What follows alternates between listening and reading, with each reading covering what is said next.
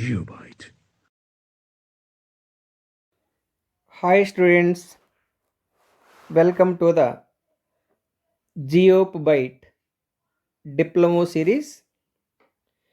In the last video, we discussed different concepts of simple stresses and strains, namely axial load, shear load, tensile stress, compressive stress, shear stress, etc.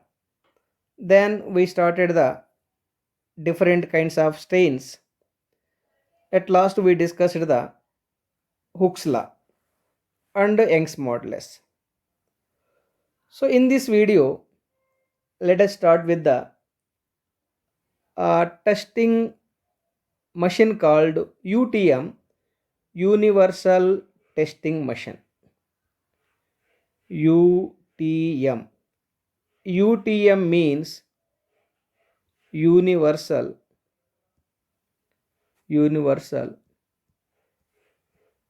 Testing Machine.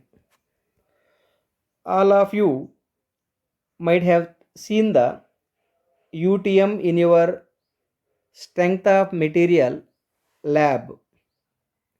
You know that universal testing machine is used for finding the resisting capacity of a particular body, resisting capacity of ductile material and brittle material.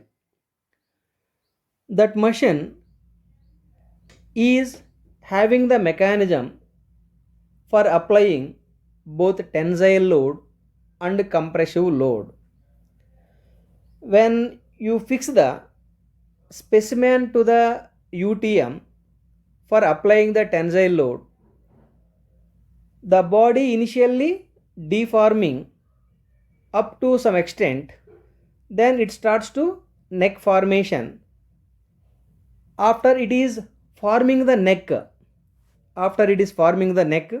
finally it is failed under the influence of tensile load. The specimen may be like this. Let us take the specimen. This is the specimen. Specimen means a component what you are fixed to the universal testing machine. Originally, that specimen is having the dimensions like A, B, C, and D. This may be the axis of the specimen. Now the load is applied like this. The tensile load is applied in this direction. Once you apply the tensile load on the component with the help of the UTM, the body may be deforming like this. This is how the body is deforming. That is how the body is deforming. Once the body is deformed, A becomes A dash, A becomes A dash, B becomes B dash, C becomes C dash, D becomes D dash. If you increase the load further, the body may be forming the neck like this. Neck formation is happening before the body is failed under the tensile load. So this may be the position of the body just before it is breaking under the influence of tensile load P. By the time the load is applied on the specimen by UTM, that machine itself is having a mechanism for constructing a graph called stress strain diagram. In general, for constructing the stress strain graph, stress is taken on the y coordinate and strain is taken on the x coordinate. So this is the stress coordinate and this is the strain coordinate. strain coordinate. Now, when you keep on applying the load, when you keep on applying the load on the specimen, the graph what you are getting from the UTM is looking like this. The graph is looking like this. That is how the graph is looking what it is constructed by your UTM. In that graph, the pencil is stretching at different locations. You can practically observe this diagram with your machine. It is like this: A, B, C, D, and E. These are all the points what you are practically found with your stress strain graph from the UTM. Now here, my dear students, listen carefully. Here A is called proportional limit. I will explain to you. First listen. A is called proportional limit. Proportional limit. This is very important diagram, my dear students. More frequently, the question is asking like this: construct the stress strain diagram and mark the different limits. That kind of question is frequently asking by the board examination. B be the elastic limit. B be the elastic limit. C be the yield limit. C equal to yield limit. Yield limit. D equal to ultimate tensile strength. Ultimate tensile strength. Ultimate tensile strength or ultimate tensile limit. It is also called tenacity. It is also called tenacity.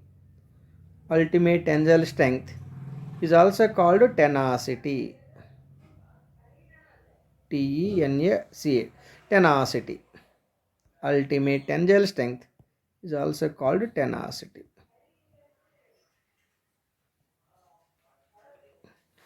E be the breaking point. E equal to breaking point or fracture point. Breaking point. BREA. Breaking point or fracture point. Better to write fracture point. Fracture limit or fracture point. So these are all the points you are practically finding with the graph given by your UTM called Universal Testing Machine. Now let us discuss the meaning of different limits. Here you know A be the proportional limit. A be the proportional limit. Let me write the definitions, very important. A equal to proportional limit. Proportional limit. Remember, proportional limit is the maximum stress limit up to which the stress is directly proportional to strain. So it is the maximum stress limit. Maximum stress limit.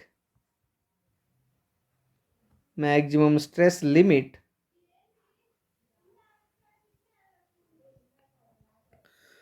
up to which the stress is proportional to the stress is directly proportional to the stress is directly proportional to the stress is directly proportional to strain. So proportional limit is the, look at the proportional limit, A be the proportional limit up to which the stress is directly proportional to the strain. Now come to the another limit called B. B be the elastic limit. B be the elastic limit.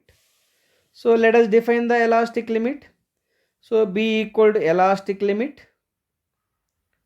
Elastic limit. Remember, elastic limit is the maximum stress limit up to which the body can get back to its original position under the removal of external force. That means the deformation up to that limit is the temporary deformation, is also called elastic deformation. Remember, my dear students, elastic deformation is appearing only under the influence of external force. That means once we remove external load on the body, external load on the specimen, that deformation will be disappearing. So anyhow, elastic limit is the maximum stress limit. It is the maximum stress limit. Maximum stress limit. It is the maximum stress limit up to which the body can get back to the body or specimen. Body can get back to its original position. Its original position. Original position under the removal of external load. Removal of external load. So that is about the elastic limit. Now come to the one more limit. C be the yield limit. C be the yield limit. Here B be the elastic limit. So yield limit is the minimum stress limit. C be the yield limit. Yield limit is the minimum stress limit. At that limit, the body tries to deform continuously without increasing any noticeable load. That means even under with the small amount of load, the body is continuously deforming. That limit is called the yield limit. Let me write the definition. So yield limit is the minimum stress limit. At that limit, the body tries to deform continuously without increasing any noticeable load. So C be the yield limit. C be the yield limit. So yield limit is the minimum stress limit. It is the minimum stress limit. Minimum stress limit. Minimum stress limit. Minimum stress limit at which the body tries to deform continuously without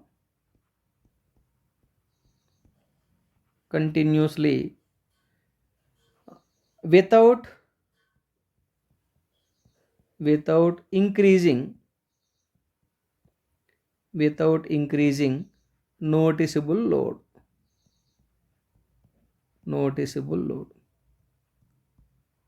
Without increasing any noticeable load, the body is trying to continuously deform from a particular limit. That limit is called yield limit. Now come to the another limit one more limit, that is ultimate tensile stress limit. So ultimate tensile stress limit D is also called ultimate tensile strength or ultimate or tenacity. Tenacity. D be the ultimate tensile stress limit or ultimate tensile strength limit. So it is the maximum stress limit. Ultimate tensile strength limit is the maximum stress limit up to which the body can withstand without fracture under the influence of tensile load. Up to a particular limit, the body can withstand the tensile load. That limit is called ultimate tensile strength. So ultimate tensile strength limit is the maximum stress limit up to which the body can resist without fail. It is like this. It is the maximum stress limit. It is the maximum stress limit. Maximum stress limit. It is the maximum stress limit up to which the body can withstand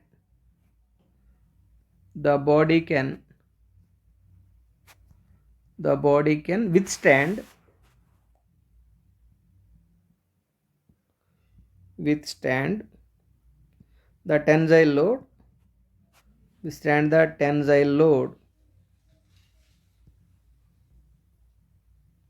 without failure.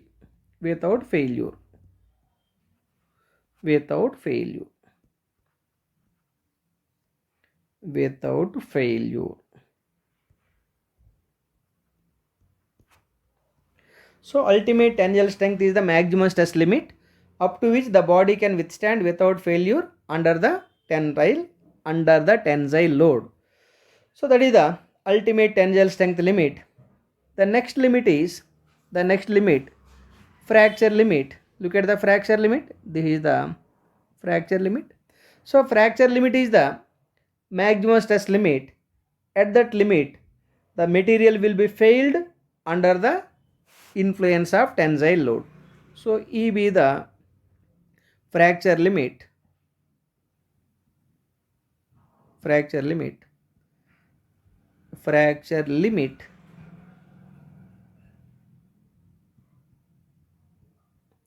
Remember, my dear students, it is also maximum stress limit. At that limit, the body fails under the tensile load influence. It is the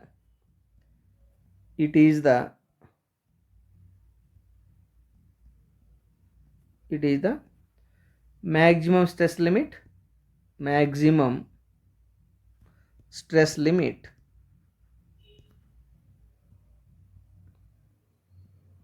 It is the maximum stress limit at which the specimen or the material will be failed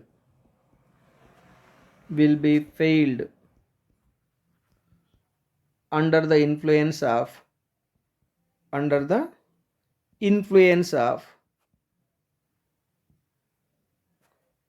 external load.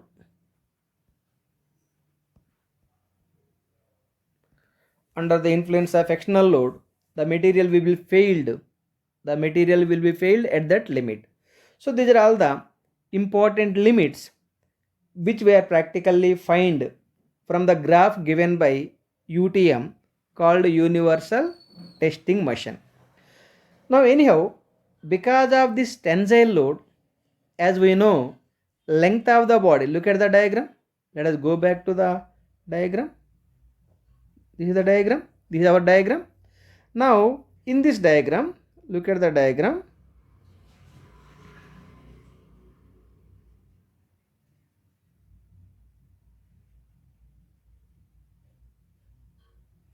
Look at the diagram. This is the original length of the diagram. This is the original length Li. Under the influence of tensile load, the length is increasing from Li to Lf. Sorry. By the time the length is increasing from Li to Lf, the diameter, original diameter of the body, this is the original diameter of the body. The diameter of the body is decreasing from capital D to small d. So when the length is Li, the diameter is d. The diameter of the body is decreasing from capital D to small d. So anyhow, under the influence of tensile load, the length of the body is increasing. While the length of the body is increasing, area of cross section decreases. Now the percentage increase in length. The percentage increase in length. The percentage increase in length equal to the final length minus initial length divided by initial length into 100. That is the formula for deciding the percentage increase in length.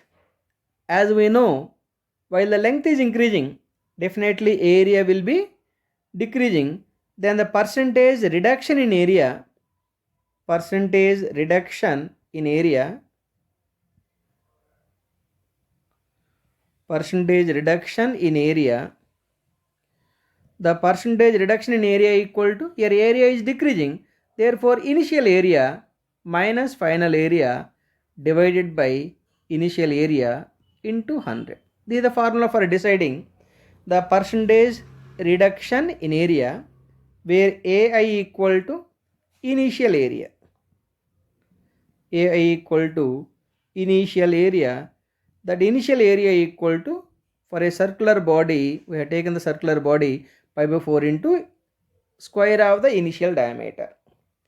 Similarly, final area equal to AF equal to final area. That final area equal to pi by 4 into the final diameter we have taken as small d, square of the final. That is how you can decide the initial area and final area for deciding percentage reduction in area. So that is how you can find the different limits with the stress strain diagram and percentage increase in length and percentage decrease in area. Now let us discuss the different elastic constants. Let us decide different elastic constants. Different elastic constants. Let's take the big letter. 1 minute. Let us take the elastic constants. Elastic constants.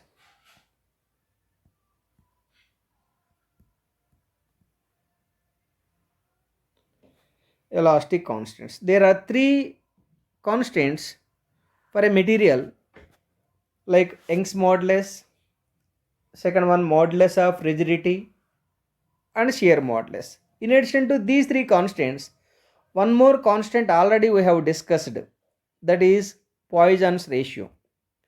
Believe me, my dear students, Poisson's ratio, Young's modulus, bulk modulus, and shear modulus, these 4 are the material properties.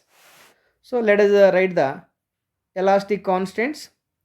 Elastic constants are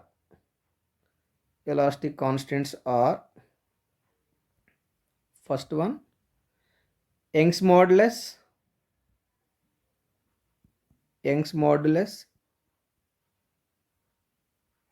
generally denoted by E.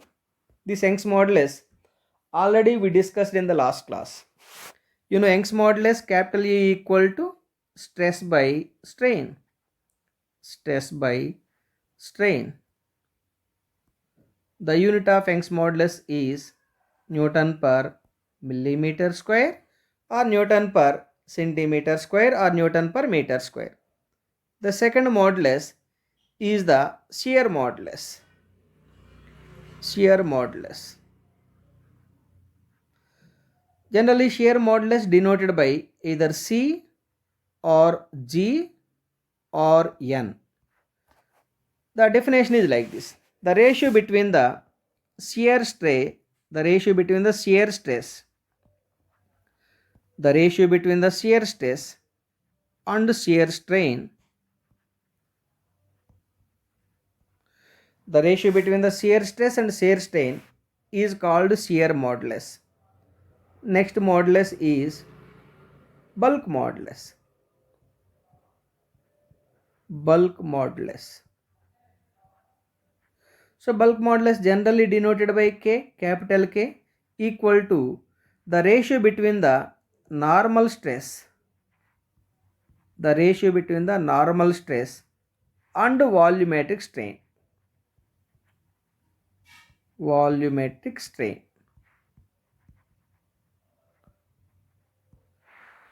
Normal stress means the stresses which are developed in normal direction to load applied is called normal stress.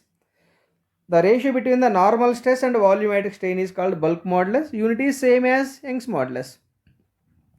All the elastic constants are maintaining the same units, that is Newton per millimeter square or Newton per meter square.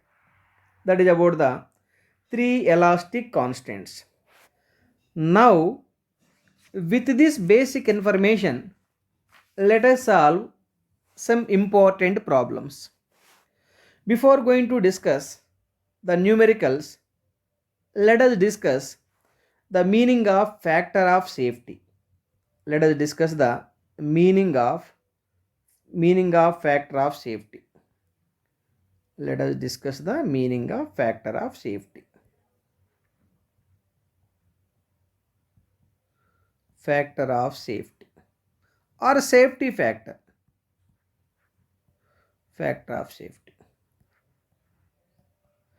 The physical meaning of factor of safety is we are going to give some additional strength for the constructing object than what it is truly required.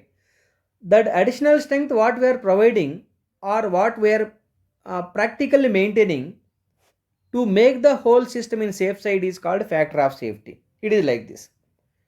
While you are going to a movie, you are not carrying the amount what it is actually required for purchasing the ticket. If I say 100 rupees is the cinema ticket, you may be going with 150 rupees at least. That 50 rupees what you are carrying along with the ticket cost is the safety factor for you. Similarly, whatever the additional strength you are providing for a particular structure is called factor of safety. So factor of safety Fs equal to ratio between ultimate stress and working stress. Working stress. The ultimate stress we can find from the UTM for a particular component. Based on the safety factor you are given to a structure, you can decide the working stress. From this you can decide the working stress. Working stress can also be called as permeable stress. So working stress can be found from this particular relation. Remember, this working stress can also be called as permeable stress. So anyhow, the factor of safety is useful for deciding the working stress for a particular component or the reasonable stress limit for a particular structure like a building or a dam or a bridge, etc. So that is how the working stress can be decided by using the factor of safety or safety factor. So with this, my dear students, I am concluding this video. In the next video, we will discuss the numericals for the concepts which we already covered in the previous video and in this video. Thank you. Thank you very much. Geobyte.